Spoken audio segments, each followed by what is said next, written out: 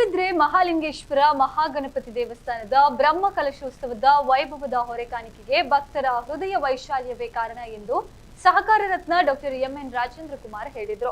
April 26ರಂದು Shri ಕ್ಷೇತ್ರ ಪಡುಬಿದ್ರೆಗೆ ಸಮರ್ಪಿಸುವ ಹೊರೆಕಾಣಿಕೆ ಮೆರವಣಿಗೆಯನ್ನ ಅವರು ಉದ್ಘಾಟಿಸಿ ಮಾತನಾಡಿದರು. ಜೀರ್ಣೋದ್ಧಾರ ಸಮಿತಿ ಅಧ್ಯಕ್ಷ ಡಾಕ್ಟರ್ ಕೆ ಪ್ರಕಾಶ್ ಶೆಟ್ಟಿ ಅಧ್ಯಕ್ಷತೆಯನ್ನ ವಹಿಸಿದ್ರು.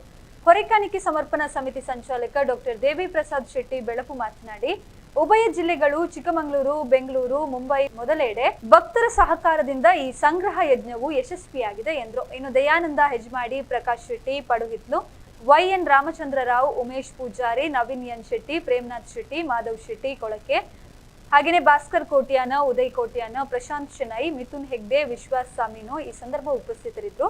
ಇನ್ನು ಪಡುಬಿದ್ರೆ ಶ್ರೀ ದೇಗುಲದ ಸಮೀಪದಲ್ಲಿ ನಿರ್ಮಿಸಲಾದ ಉಗ್ರಾಣದಲ್ಲಿ ಹೊರೆಕಾಣಿಕೆಗಳನ್ನ ಮಲ್ಪೆಯ ಹರಿಯಪ್ಪ ಕೋಟ್ಯಾನ್ ಮತ್ತು ಸ್ವಯಂ ಸೇವಕರ ಬಳಗವು ಒಪ್ಪವಾಗಿ ಜೋಡಿಸಿಟ್ಟಿದ್ದಾರೆ.